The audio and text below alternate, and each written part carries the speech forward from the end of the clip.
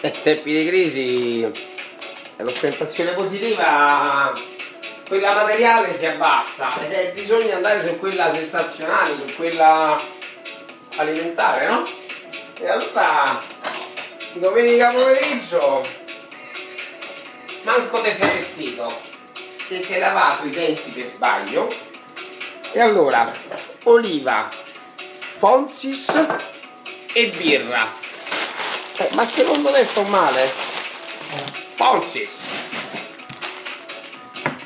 birra, mescila sta birra. Pierino, Pierino, fai una frase con il verbo mescere, però mi raccomando. Sì maestra, sì. Ieri il nonno mi ha comprato i calzoni corti. Ho capito, che c'entra, Pierino? Invece sono fuori. E non te fa male.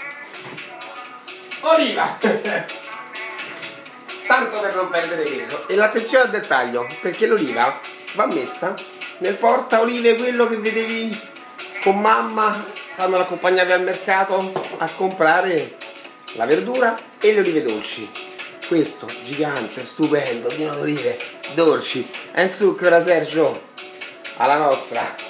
Viva la vita, con tentazione positivissima, sempre per non perdere peso e per non tenere troppo non affaticato il fegato.